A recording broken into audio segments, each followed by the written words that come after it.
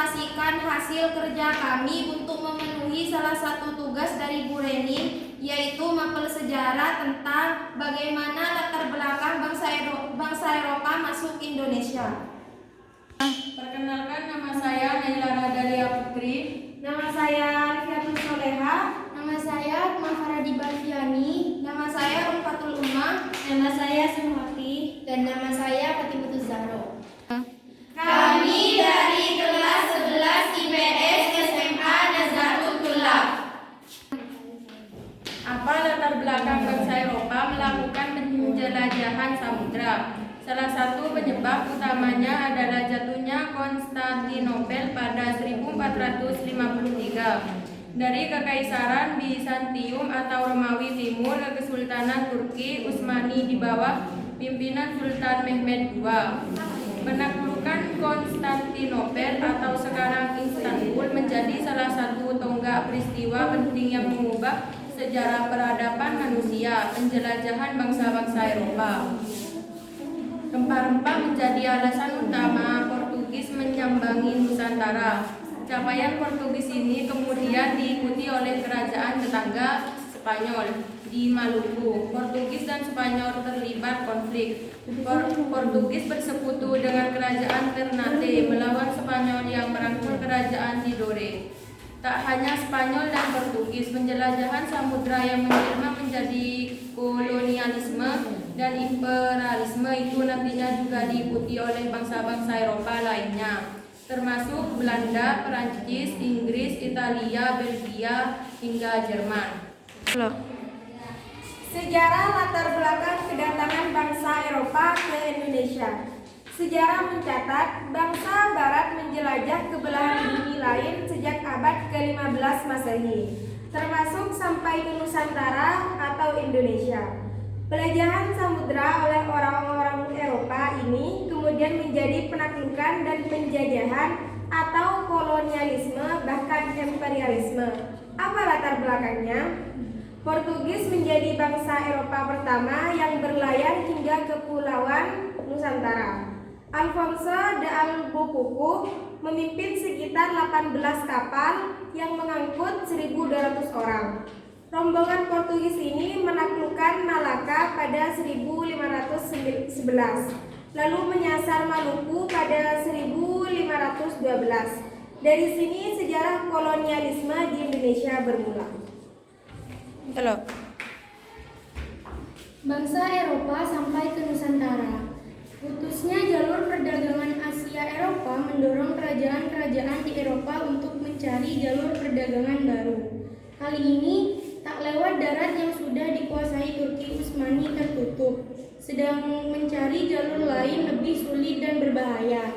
Maka dicobalah menelusuri surga rempah-rempah lewat pelayaran.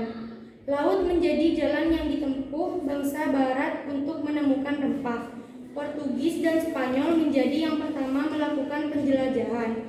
Mereka akhirnya berhasil mencapai kepulauan rempah-rempah di timur jauh alias Asia Tenggara. Laut menjadi jalan yang ditempuh tahun 1512, armada laut Portugis sampai ke Malaka. Portugis tiba di Kepulauan Nusantara dengan membawa serta 1.200 orang dan 17 atau 18 buah kapal. Ini merupakan awal mula kedatangan bangsa Eropa ke Indonesia. Spanyol juga datang ke Nusantara setelah Portugis. Belanda pun demikian. Bahkan Belanda memiliki pengaruh yang jauh lebih dalam ketimbang dua bangsa Eropa sebelumnya karena penjajahan yang terjadi kemudian dan berlangsung amat lama. Dinukil dari modul Sejarah Indonesia kelas 11 terbitan Kementerian Pendidikan dan Kebudayaan RI, terdapat beberapa peristiwa yang melatar belakangi kedatangan bangsa Eropa ke Indonesia, antara lain sebagai berikut. 1. Perang Salib. Perang Salib merupakan perang yang melibatkan masyarakat dari Eropa melawan Turki Seljuk dan orang Arab. Perang ini berlangsung selama 200 tahun dan terbagi menjadi 7 periode. Perang ini disebut Perang Salib oleh orang Kristen dan Perang Suci oleh kaum Muslimin. Perang salib disebabkan karena perebutan kota Yerusalem. Perang yang berlarut-larut ini membuat jalur perdagangan Asia Eropa menjadi terputus. Perang ini juga berdampak pada habisnya kekayaan bangsa Eropa karena dialokasikan untuk peperangan. Yang kedua adalah jatuhnya Konstantinopel. Tahun 1453, Khalifah Utsmaniyah yang berpusat di Turki berhasil menguasai Konstantinopel. Kota ini sebelumnya termasuk wilayah kekuasaan Kerajaan Romawi Byzantium. Perebutan Konstantinopel ini dipimpin oleh Raja Turki Sultan Muhammad II. Konstantinopel sejak lama merupakan kota yang diperebutkan, bukan hanya karena sejarah kekayaannya, namun juga karena kota ini merupakan salah satu titik penting dalam jalur perdagangan darat yang menyambungkan Eropa dengan Asia. Setelah Konstantinopel diduduki Turki Utsmani, jalur perdagangan darat Asia Eropa terputus. Hal tersebut dikarenakan Turki Utsmani melarang orang-orang Eropa melewati Konstantinopel.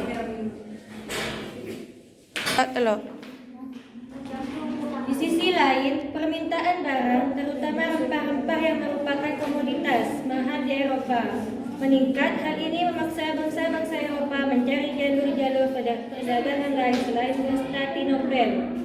3. Mencari kepulauan rempah-rempah. MC Reclef dalam Sejarah Indonesia Modern 1200 sampai 2007 menyebutkan alasan terbesar kedatangan bangsa Eropa ke Indonesia atau Nusantara adalah demi rempah-rempah. Rempah-rempah adalah bahan baku yang berharga di Eropa. Bangsa Eropa menjadikan rempah sebagai bahan baku obat, parfum, makanan, dan yang terpenting adalah pengawet makanan. Orang-orang Eropa kala itu mesti menyembelih semua ternaknya. Jika tidak, ternak akan mati karena suhu dingin. Daging hasil ternak tersebut mesti diawetkan. Namun, bahan pengawet makanan waktu itu adalah rempah.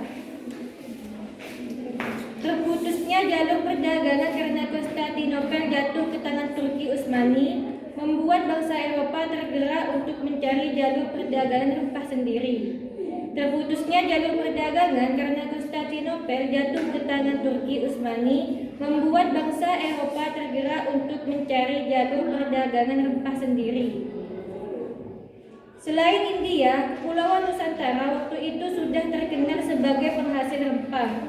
Pala, lada, dan terutama cengkeh adalah komoditas bernilai sangat mahal. Namun, Portugis, Spanyol, juga Belanda tidak datang ke Indonesia hanya untuk memenuhi kebutuhan warganya akan rempah semata. Mereka juga berniat untuk memonopoli perdagangan rempah. 4. Perkembangan teknologi dan sains. Setelah kekalahan di Perang Salib, perkembangan teknologi dan sains di Eropa justru berkembang pesat seiring berakhirnya fase abad gelap dan digantikan dengan Renaissance alias abad pencerahan sejak abad ke-15 Masehi. Selain itu, kekalahan Perang Salib membuat bangsa-bangsa Eropa menyadari kekurangan mereka dalam hal teknologi dan ilmu pengetahuan.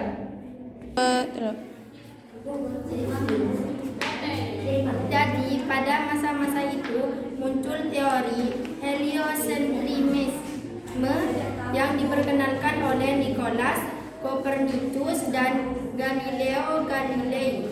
Pembuktian bahwa bumi berbentuk bulat dan mempunyai orbit yang mengelilingi matahari dapat dilakukan setelah ilmu astronomi ditemukan dan berkembang. Teori ini membentuk tabir bahwa pengetahuan orang Eropa atas dunia ternyata begitu sempit.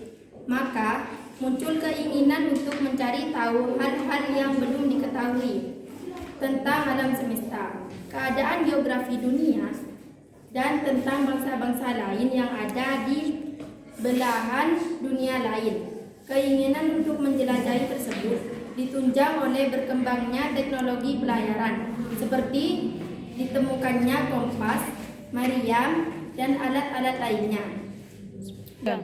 Juga perkembangan ilmu astronomi dalam navigasi pelayaran. Teknologi dan pengetahuan membuat pencarian tempat penghasil rempah-rempah dapat dilakukan melalui laut, tidak melalui darat, yang juga terputus karena jauhnya Konstantinopel. Dan semangat 3G. Pada akhirnya, penjelajahan samudra yang dilakukan bangsa-bangsa Eropa disertai semangat 3G, yakni gold, kekayaan, glory, kejayaan, dan gospel, penyebaran agama Nasrani. Gold berarti keinginan memperoleh kekayaan di wilayah-wilayah baru yang ditemukan. Kekayaan yang dieksploitasi dapat dari daerah baru itu kemudian digunakan untuk kepentingan kerajaan atau negara imperialis. Glory diartikan sebagai kerajaan atau untuk menguasai wilayah yang didatangi dan dijadikan sebagai koloni. Indonesia misalnya pernah cukup lama menjadi jajahan Belanda. Gospel merupakan misi penyebaran ajaran Nasrani. Demikian presentasi dari kami, kurang lebihnya mohon maaf. Sumber